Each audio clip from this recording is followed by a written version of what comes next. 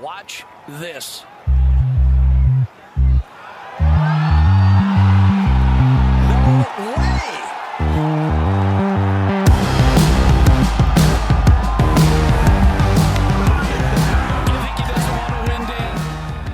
Hello and welcome back to the Cookie Jar Golf Podcast. I am, as Sam Williams would say, your host, Tom Mills. And today I'm joined by Sam Williams. Hi. And bold Bruce Fitzpatrick. When you say bold, what do you mean? Is that with an O or with an A? Is that with an O or with an A? Because it's bold. Yeah. I'll take that. Hello. You're looking B-A-L-D, I must admit, Tom. Who, me? Yeah, lid's looking pretty sharp, actually. I've just actually managed to get a haircut, which is 6 months in the making. I didn't think we dressed smart for pod, but you've really pulled it out of the bag tonight. Well, this feels like an emergency pod, doesn't it? I mean, we don't very often pod, at this sort of hour to just pump something out. But I feel like hot off the press, there's a news story it is here. An emergency. Oh, I think it is. I mean, the tone of your messages in the WhatsApp group absolutely conveyed urgency there, Sam. So I think there's always urgency when it comes to podding groups. Anyway, before we jump into it, can we have a quick word from our new unofficial sponsors of the jar? Certainly. Who is it this week? Yes, yeah. We'd like to say sincere thanks to Whoop for allowing us to pay the typical annual rate or monthly rate, I should say, for your straps. I've got a question on this. We're all in on Whoop. I was completely all done jar by like Whoop the presents. I was done by the marketing. So I felt like if I was going to spend £30 a month, I just couldn't do it. So I just thought I'll bowl in for like the 18-month contract and then get it for like £24 a month or whatever. But ultimately I end up spending a boatload more than if I'd just gone for the £30 a month. Did you just go for the 6 months, Sam? Yeah, I've gone 6 months, £30. I mean, the thing is, it's kind of like that virtuous circle with this section of the pod. The fantastic thing about the Nespresso Virtuo means I've saved so much on takeaway coffee that I've now got enough money to spend on a health and safety gizmo to tell me how I'm getting on. We're all health and safety gizmo. Whatever we're making it like a high vis piece of equipment, like a jacket and a hard hat. What are you? Turn of phrase. However, we are at different spectrums on the poor turn of phrase. Yeah, okay. But I would say you boys are in better shape than me. So it'd be interesting to see the value it adds. A lot of people have come back to us with a few comments. A lot of people really like it. So I'm excited. Obviously, me and Tom are on our Whoop journey. Starting that this week, aren't we? Whereas Bruce, I think you've been rocking. I'm very excited because tomorrow I get my calibration. Because you got like 4 days for a calibration. So you just is this wearing what it tells you recovery stats? I don't know what it tells me in 4 days. I don't know what it does. I'm wearing it. People keep saying it knows when you've had a skinful as well. I know we're going to get to the pod in a minute, Bruce, but I can see you're anxious. But I am curious to know how it knows when you've been boozing, because you don't tell it what you're eating, do you? No, but it's quite well known that booze affects your sleep. So it obviously shows up between the lines. Right. No, it won't say.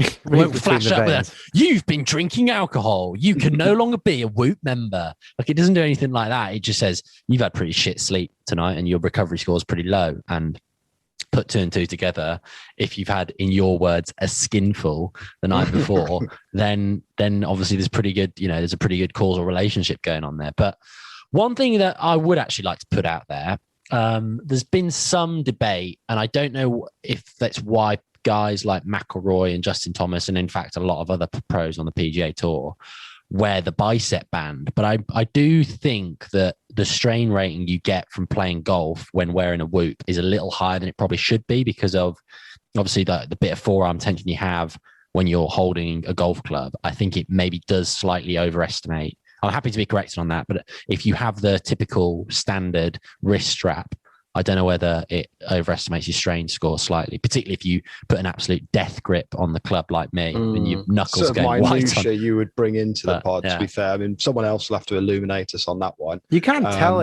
you're doing golf though, can't you? And it can then dial it back. Is that right?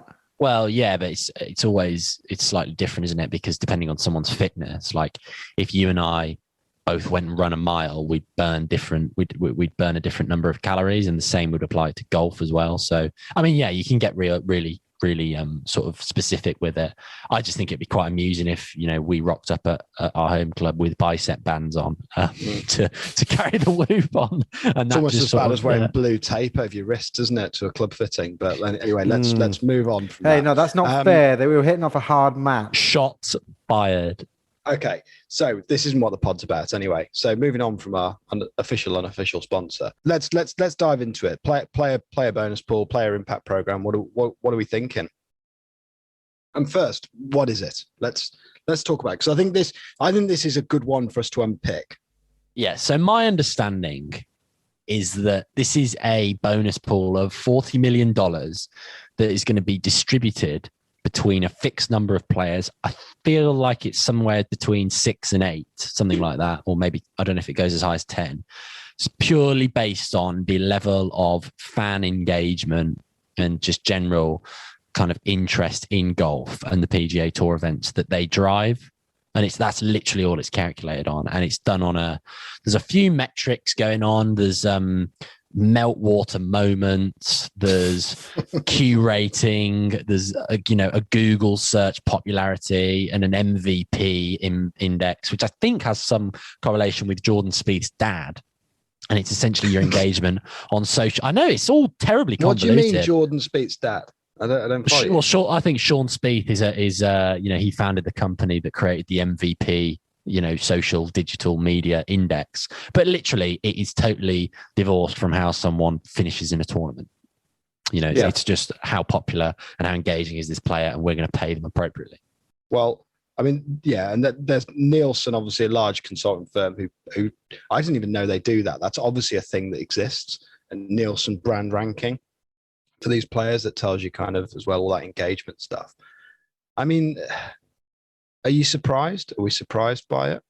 It's reportedly in response to the Golf Premier League that they were thinking about putting together, which, to be fair, has had like a small amount of airtime last year. I remember us talking about this on the pod last year for a little bit, and it's been ice. Been on ice though since then, basically, hasn't it? We don't really know what's going on behind the scenes, but it doesn't seem like to be much going on, does there? But I think in a response to that, and certainly what's going on in the Middle East, where the European Tour, some of these sort of Qatar and places like that, chucking appearance fees at players, and it's tend to be working. I think they've just gone down the route of let's get these guys who earn a shitload of money, more money, and hopefully they won't leave us. Well, what surprises me about it is that it doesn't seem to be contingent on appearance. So it is they've called it a player impact program, but it's essentially a bonus scheme from what I can gather. There's loads of facets to this, but it doesn't seem to be contingent on people playing at certain events week in, week out. When I first saw the headlines, I thought, this is quite interesting. So they're basically going to incentivize the world's best or the world's most interesting players to rock up to different tournaments. But that's clearly not the case. It's really, one of the things that's talked about in there is Woods will almost certainly get that first spot, which I think is going to be $8 million. Even though that was based on 2019 numbers, though. Yeah, but he still would be, wouldn't he? Let's face it. Like if you put a picture on Instagram, who's going to get more likes out of Brooks Koepka, Justin Thomas, and Tiger Woods? It's going to be Tiger Woods, isn't it? Surely they can't do it to a player that doesn't play. Well, I think that's the big issue with it, is maybe they might confine it to a certain number of tour starts. I mean, I get your point there, Sam, about appearance fees, but I think there's going to be a strong correlation there. And I don't know if they've released much of the detail on how it's going to be calculated. But presumably, if you're hitting the engagement numbers on, say, 35 events a year and you're packing out the schedule like that, you're going to be popping up in some of these calculations, in some of these MVP indexes and so on far more regularly. And so your score is going to be higher than if you just, rock up to 15 events a year and have a really big impact. I guess, to a certain extent, if you're playing really well and you're fairly endearing, then you're going to do well out of it. Patrick Reed is probably absolutely kicking himself at the moment. It'd be interesting to see if he goes through a complete image revamp because obviously, he's a top 10 player in the world at the moment, but by the sounds of things, won't be getting a payout at all from this player impact program. I don't think he's sitting by the phone, is he? Let's be honest. No. But yeah, it's just, I mean, the short-term trigger, I think, has got to be the European Super League discussions that we've seen in the world of football earlier this week. And there's, fair arguments there to be made about how golf probably doesn't have a comparable fan base where people are going to start turning up outside, the equivalent of Anfield and burning an Anfield jersey and getting the owners to kind of backtrack on, that just can't really happen in golf. So, yeah, it seems like a smart move by the PGA Tour to try and head this thing off at the pass. I think that's ridiculous. I think that's a ridiculous statement. How is it a smart move? I mean, it's like it's almost a self-perpetuating thing. Whoever's at the top is going to get Googled most. The Q rating is based on popularity with brands. It's not quite that achieving is going to have brand appeal. No, that's not right. That's not right. Right. Why does Tony Romo get sponsors exemption to? I can't remember the event they play on the West Coast. It might be Riviera in the past. I can't remember exactly where. Sponsors exemptions tell you they don't select, the best amateur golfers or the best players that haven't got exemption to the event. They pick people that are going to make it more of a star-studded and entertaining field, don't they? Who's the guy who's got Romo's not going to be in this bonus swing? Pool. Who's the guy? Is he a South Korean golfer? This is where I'm looking terribly amateur. Yeah. No, Ho Sung Choi. Yeah. So another perfect example of someone who comes in under sponsors exemptions on a standalone basis, probably not good enough golf. So I think, obviously the world's best players typically happen to be some of the most popular golfers. But I wouldn't say it's a hard and fast rule. And I think that probably leads us into a discussion is why is it the top 10 players or whatever? Yeah, you name me. It's top 10 players and the top one gets $8 million. You name me more than 3 players that are outside the world top 10 that are the most popular players on the planet. Spieth? Tiger. He's going to be in the top 10 very shortly. Tiger. Okay, I'll take that. Are we taking Spieth on the chin? Hang on, are you taking Spieth on the chin? Because okay, he's world number. Yeah, okay, yeah. He's world number 29, I think. Phil won't be. Phil Mickelson. Phil won't be in that top 10. No way. In the what? In terms of most engaging, mate. In terms of most engagement one. Mate, for a sponsor, he's Googling. A wet dream at your event. You've just asked an absolutely stupid question, Mills, and we're going to tear you down because you said I'd been making ridiculous statements. You've been firing from the hip at your fellow cookie jar members. I'm on a warpath today. Yeah, you're on an absolute warpath. I absolutely agree with what you're saying though. It doesn't sit right because I think there's an idea or maybe an underlying kind of view of golf that it's a very fair sport, and if you go and put together the best round possible on that day, you're gonna have a good round. And if you go and do that over 4 rounds, you're going to win the event. And if you go and do that at enough events, you're going to make it to the next tour up. And if you do that again, you're going to make it to the tour up after that. And you're going to basically, it's a fair sport where if you play well, it's objectively measured on the scorecard. You can rise to the top of the world rankings. Whereas, I don't know, something like football or rugby, where there's a huge subjective element in terms of the coaches and the scouts' minds as to whether, you're worth kind of picking as a player. Golf hasn't really had that problem. And so I think to start rewarding people financially on the basis of things that are outside of their performance just doesn't seem to sit right with a lot of people. But just taking us back, what is it? What do you think it's there for? Because we can pick it apart in terms of the mechanics of it, how it's put together, who's going to, whether players should or shouldn't be in there. What is it trying to achieve? Is it there to incentivize players to be more edgy, for want of a better term, or to develop their own brands and create following? Or do you think it's there to, to drive more kind of participation at events in kind of the stuff that isn't maybe the, kind of WGCs and majors, and try and get people like Koepka kind of out of bed for a Milwaukee Open on a Thursday? I don't know. What is the it's to protect the PGA Tour, fundamentally, isn't it? It's to protect the PGA Tour. No protection, let's face it. Well, this Premier Golf League stuff, I do think, there was clearly some alarm bells ringing there that you didn't get. And how would that? How do you think that protects it? Just basically puts an umbrella around those top players and says, if you're taking this money, you're not going to PGL. I think I think it maybe encourages players to just buy into the PGA Tour and identify with the PGA Tour more closely, doesn't it? If you're out there kind of pushing content and pushing engagement in order to kind of secure a cut of this bonus pool.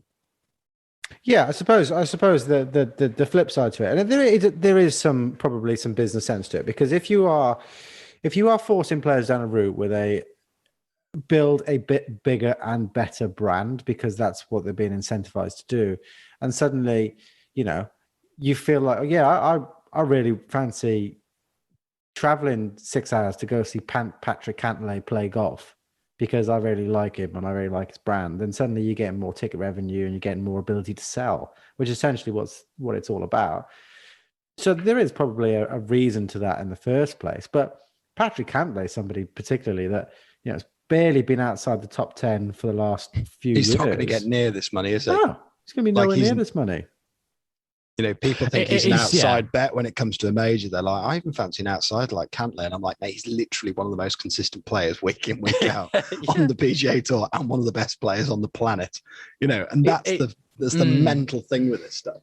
It's definitely going to encourage more showmanship and more, there's going to be more kind of statements given of the kind of ilk of Rory McIlroy and how he likes to be a bit of a spokesman for the game. It's definitely going to push a lot of, top players to become entertaining, or entertainers, I should say. Bryson DeChambeau hitting that drive on the 6th hole at Bay Hill and giving it the two hands in the air and getting the crowd pumped up. Moments like that, I imagine, will, really boost engagement pretty significantly on the PGA Tour's social channels with players who aren't, or with people who aren't necessarily big golf fans. And actually, that's maybe where I'd probably walk back some of my. Yeah, that's a good thing. I'm sorry. Yeah. I'll walk back some of my earlier comments there, though, about Patrick Reed, because I wonder whether, engagements are pretty broad, open-ended term, and I wonder whether controversy and clicks on Patrick Reed doing some funny business in a bunker, or I don't know, celebrating in his Captain America style, will also drive a lot of engagement. And so maybe through slightly unorthodox means, he's able to tap into that bonus pool as well. There'll be people who are fan favorites like the Rory McIlroys, who are just adored by a lot of people because they seem to be such genuine, kind of considerate, passionate people. But then there'll be people like Patrick Reed who are maybe making headlines for the wrong reasons, but who are also driving engagement nonetheless. I don't watch wrestling, but the baddies in wrestling would be a great example, wouldn't they? They'd probably be some of the biggest kind of brands. Sorry, Miles. I don't think real men call them baddies either. But was it Boo? Was it Boo Weekly that did the sort of Happy Gilmore down the putter? Was it Boo Weekly a few years ago? If you take this to an extreme, there is a world somewhere in some alternative universe where, taking this ridiculously extreme, you could see someone who's like 50th in the world or whatever start doing some redonkulous stuff on the golf course just to get coverage. You know what I mean? No. I think. See, I don't. No, I'm not buying that. But I'm not buying cash, that. Is it? It's not enough cash for them to do it. But also, I think that's just a kind of straw man argument there, because fundamentally, the best players in the world, you're going to be picking out of the best players in the world. And I know someone like Phil Mickelson is outside the top 100, but to all intents and purposes, he's still a bloody good golfer, So not to take shots here, but Rick Shields, for example, who has got, 1.5 million people on YouTube subscribing to him, he's not going to be going and tapping into the PGA Tour bonus pool because he's clearly not a good enough competitor to get onto the PGA Tour. And I think you could say the same about a lot of other people who do great work and have popular YouTube channels and huge followings. Cookie Jar Golf, another great example for you there. Yeah. And to be fair, you did say you could take down Mickelson around Blackwell Golf Club. So, maybe if you do that, maybe. He also said he'd take down Rory recently. I was goaded into that. I don't buy that there's an incentive for, let's pull someone out at random, Carlos Ortiz to start wearing a sombrero when he's playing golf to sort of like, cash in on some sort of unique sort of personality and drive a brand that's going to drive engagement and, clicks and stuff. You're not going to see it. It's not, these guys are competing for very significant sums of money, aren't the they, problem week in, week I out? have with this is it's a closed shop, because if you tune in, God, Bruce openly says he doesn't watch any golf because it's too boring for him. Well, I watch the shit that happens before the golf. You know, you can go PGA Live or whatever, and you press the red button. You can see what's featured groups. The featured groups are always containing one of Rory McIlroy, Dustin Johnson, Brooks Koepka. It's just a completely closed loop of people who are being handpicked. You know, they might have people with them, like other players who play with them, but they're always one of the top 5 players in the world, and they're handpicked to be followed, which is going to drive engagement. It's going to drive Twitter posts. It's going to drive Facebook posts, and ultimately, it's just self-fulfilling prophecy, isn't it? I just don't know how someone's going to break into it. So let's just take Tiger out of the equation on this one just for a second, because he does transcend the game, and no one is going to deny that he would be by far and away, if he was fit and healthy and playing a remotely full schedule, he would be by far and away that number one spot who's taking home 8 million. But let's leave him out of it, right?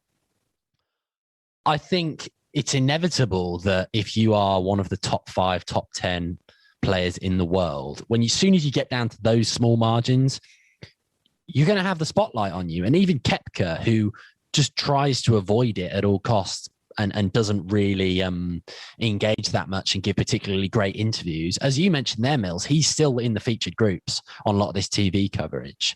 And in a way, the story around him and the stuff he's putting, the focus on social media is around how he gives such curt interviews. So, yeah, I think to a certain extent, it's just incentivizing the best players in the world to engage a bit more and perhaps kind of grow the game, which is, is stuff that we could definitely get behind. I just think it is a bit galling when you see $40 million bonus pool for the most popular players on tour. The headline doesn't look great. It's 10 players, isn't it?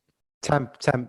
10. It is 10 players. So you got 8 million going there, so it'll tail down to like a token to top, $500,000. I mean, I know it's $500,000. It's quick when you say it, but for someone that might occupy that spot, who might be like a Tony Finau or whatever, it is small change. Is the fact of the matter. I mean, just put yourself in the shoes of a Jay Monahan or someone like that for a minute. How would you make it better then? So it sounds like, neither of you are big supporters of it. How would you redirect it? Would you use it to try and? It just smacks of desperation to me. If I'm perfectly honest, it just smacks of. Well, it's. I love that. There's a bit of anger and a bit of Welsh inflection came out there. It absolutely smacks of desperation. It's just, it's a knee-jerk reaction to the Premier League, and it's not thinking that your product is good enough to hold on to the players that are there. In my opinion, I just think they're just bricking it, because the reality is, if Rory, Brooks, DJ, the top 10 in the world, plus another 10 selected others, all go to play in some super duper new thing that's not the PGA loses about 75% of its value overnight. But in fairness, it is value exchange, isn't it? So, like, just playing devil's advocate here, the reason, I don't know, Stuart Sink walks home with a $1 million check from Harbour Town, is because there are players of that ilk teeing it up fairly frequently on the PGA Tour who are bringing a level of interest to the game that Stuart Sink isn't bringing to the game today, right? Mm-hmm. So, it is fair to say that in a world where corporate sponsorships, there's enough money washing through the system, actually it's just fair value exchange for the services they provide. They bring a brand to it. And, when you see, it's easy for someone like Koepka, who, again, hasn't got loads of money worries, I suspect, to say there's no reason Tiger should have all of that $40 million. He should have every penny. The only reason we're teeing it up this week is because Tiger did what he did in those kind of early 2000 years and stuff. But there's no getting away from the fact that you look at $40 million and then you look at the number of people that are trying to create a career for themselves and trying to carve out a life as a professional golfer, or whether it's charities or grassroots development of the sport. I don't know. Maybe the onus is on the people who get the money. Maybe you're going to start seeing whether it's like McIlroy or someone like that, start saying, well, okay, I've had this through the bonus pool because of my social media presence, but I'm going to redirect the investment into a worthy cause or something like that. You're frowning, but I don't know. Do you see? No, I get that. Yeah. I'd hope that's the case. And actually flipping it around, I think what we haven't talked about is why are the PGA Tour fearing that players will go over to the Premier Golf League? What is it that Premier Golf League is offering? Well, yeah, I am concerned though. I mean, and that would be a real shame, I think, if you had some of the best players in the world who really were kind of swayed by the money, purely and simply by the money. Because, you know, I remember years and years ago them asking Gary Player, you know, would you rather win another major? Would you rather win? No, but you know, would you rather win another major or £10 million? And obviously, he was playing in a era of far reduced prize funds, and he just said straight away, major.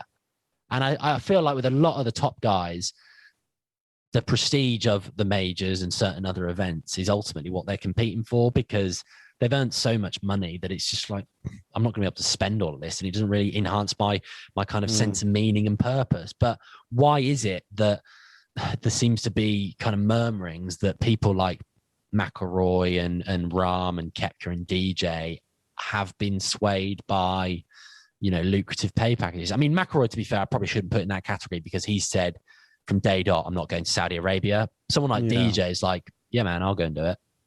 So yeah. I worry that there is probably, you know, too much money in golf, or certainly it's become, not there's too much money, but it's become too much of a driving factor in where top professionals play. So there was a few interesting counter arguments. So some of the counter arguments, particularly in the States, have been saying, well, if you take the team, so you take the teams like, you know, whether it's NBA or NFL or Premier League, whatever, these guys go into the first day of the season with some guaranteed revenue because they bring a level of attraction to an event. A PGA Tour player rocks up on the 1st of January. They have absolutely no revenue guaranteed. Now, okay, they might do through some sponsors, you know, some deals and sponsors they wear on their shirts, but they have, in terms of their appearance stuff, they don't get any money for that, right? So, you know, you could argue that really, you could flip it around the other way and said the PGA Tour is basically just taking advantage of you know, players appearing. Tom's doing his spinny finger thing. Sorry. Your point is absolutely ridiculous, because why? That's the second point. This podcast has been ridiculous. No, because I understand what you're saying. The revenue isn't guaranteed, but the revenue is guaranteed for the people that are going to perform well. It's not going to help the people that don't perform well. So it doesn't make any point. It's like, it doesn't help. The Premier League team gets paid for playing in the Premiership. Like, you get that on day one. They get a parachute payment if they go down. But this structure that they're proposing right now for the 10 most popular players is not going to help the people that aren't going to earn money. Yeah.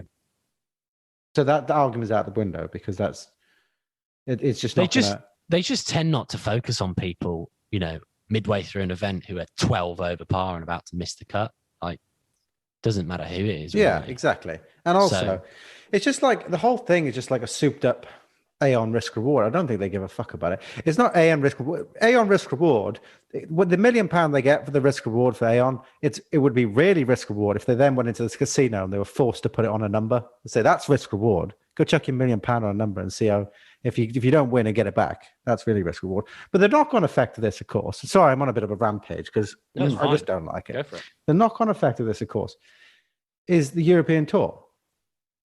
So what incentive now is there of the top European, as if it wasn't allure enough to go to the States? Like, now, if you are one of the most popular European Tour players, and you can go over to, you know, America, and on top of all the extra money, you can go to this. I think this is going to have an impact on the European Tour as well. And I don't know. I don't know. I feel like, no, that's a fair point. I think the European Tour has been in decline for some time, and not only is it just the strength of the field that there is over in America, but also I think the variety of courses. A lot of top pros will just say, yeah, in Europe they're all just pretty much the same, and it's hard to see, you know, with the exception of Valderrama, I don't know if there's courses in Europe that maybe offer the same test as, say, a Harbour Town or a Pebble Beach, or, you know, just some of the variety that you get on the PGA Tour. So yeah, the European Tour point, I get it. I just think the sad reality there is that it is really much, it is very much in decline. Anyway, where do we all stand on this? I mean, it seems to me that, Mills, you're pretty much dead against it. Sam, what's your opinion? In summary, I think the concept is a decent one, if I'm honest, but I think the execution of it is poor. So what would you change? I wouldn't do it as a season level bonus with just a one-off slug. I wouldn't index it so heavily to the what you giggling. I wouldn't Slug. index it. He loves the saying. I wouldn't index it so heavily to just such a few players. I get there needs to be that, but I think there should be a tail. I also would be fascinated to see how this stuff shakes down in the sort of 50 to 150 bracket. So, you know, there's really interesting golfers out there. People like Phil Mickelson, for example, who, you know, I may not be in the world top 10. So you know, and there's kind of, you know, probably less obvious examples within that. And I'd kind of like it to be almost event to event. So you gave a really good example of the Bryson thing. That was brilliant for the game because it was really interesting for people who don't watch golf. So imagine having that stuff week in, week out, where there was some level of coverage. It would be quite interesting to see. I mean, like a FedEx Cup. I'm thinking on the tally, exactly. Yeah. I'm thinking off the top of my head here, but Christ, there's enough data on this stuff. Week in, week out was the most entertaining part of the week, and that then drives an event level thing, irrespective of who's the winner. And I'm not saying it's got to be, you know, like Harry Higgs dancing to go and collect a ball for his hole in one, or you know, whatever random thing's gone on that week. But I think there is something to reward entertainment value in the game, because we all say it. Bloody hell, we run a golf podcast, probably the best golf podcast in the UK. Some of our listeners would say, and yet we, you know, we join and we go, I didn't watch all of it. Yeah, I couldn't quite bring myself to watch all the golf this weekend. Well, in there lies the problem. So you've got to find a way of making it entertaining, haven't you? Yeah, I also think there's just a level of realism there, though. Like watching the golf all weekend is an absolutely mammoth commitment. Yeah, but you whereas get my point. A football match is 90 minutes. So, yeah, I get your point, though. I think we know, Mills, you're absolutely dead against it. I just think there's better spends in the corner. of money. I just think there's better spends of money. And I don't think, you know, maybe it's the lefty in me, but it's why would you make the richer players richer? You know, it's just like there's better ways to spend that money, and it's not. I don't think it is also as easy as the sort of parachute payment things you get in football, where, you know, if you don't get your tour card renewed, well, you know, happy days, here's £1 million anyway because you gave it a good go, but you're not good enough. Like, I don't know what the answer is, but I just don't think what they've done is right. Yeah, and I think broadly speaking, I'm probably in the same camp as you in that, yeah, I think one of the big attractions with golf to many people, I mean, it's that old analogy or that trite saying about it being a little microcosm of life, and the idea that with golf, it's a sport where you're measured against very objective criteria. And if you are good enough, you'll rise to the top. And in this day and age, that means earning a shit ton of money. Why do you need to add more to that pie? You know, like, but at the same time, though, I absolutely get Sam's point about driving engagement and growing the game, and if that's through getting the best players in the world to do more exciting things and getting people like Bryson to carry a driver 360 over a cape hole, then you've got to stop using my template or whole terminology now, young man. Yeah, then maybe there's something to it. Maybe there is something to it. There's also not that many people that have come out and spoken out against this, because I think there's a level of acceptance among the players, and let's face it, that's who this impacts. This doesn't impact us. Like, we can have an opinion, but no one's going to say, "Can I not have this money, please?" Are they? Turkeys don't vote for Christmas. No, but there's players who players who haven't got a cat in hell's chance. Yeah, but there's players like Billy Horschel who's never going to get his hands on a penny of that as long as it's going to 10 players, and he's like, I don't have any issue with it. There's 10 guys out there. They bring the cash. They are bigger personalities in the game than everything else really combined, and as a result, I don't have an issue with it. But they're the reason we're teeing it up for this amount of money. Yeah. But that's the reality, right? I do worry though whether we get more Instagram fodder like Ian Poulter hitting a chip shot through 2 open windows of his Ferrari California or something like that. Which is just, you know what taking I mean? some more of Henrik Stenson's socks or whatever he does at a weekend. Yeah. I mean, there could just be an absolute opening of the floodgates on people like. I would like to Ian see Poulter. that though. Wouldn't Yeah, you? hopefully, maybe would knife a wedge through his Ferrari. Now and then that could be quite entertaining. Did you see it when Thomas Bjorn was doing an Instagram thing on how that was unreal? Yeah, and he shanked one through his patio door. Yeah. Teaching people how to chipping technique, and he's just socketed one. Yeah. Yeah. Well, anyway, I think it would be nice, wouldn't it? Maybe they could incentivize it to a level where they were absolutely craving, like professional golfers were absolutely craving followship, asking for it relentlessly. Maybe like Rory McIlroy ending up doing his own golf podcast and YouTube channel and stuff. It'd be amazing to see, wouldn't it? I'm not sure it would actually. I feel like it would be hilarious. Shatter the illusion a little bit, wouldn't it? I mean, we put them on these pedestals, and to hear them try and run a podcast, they just come crashing down to earth. Interesting debate though. But no, we did say it was going to be short and sharp. I wanted to rant, and I think I managed to do my rant successfully. And on that note, Tom, have we got anything to look forward to? We're starting the new YouTube series, England's Golden Age Wonders, which should be releasing very, very shortly.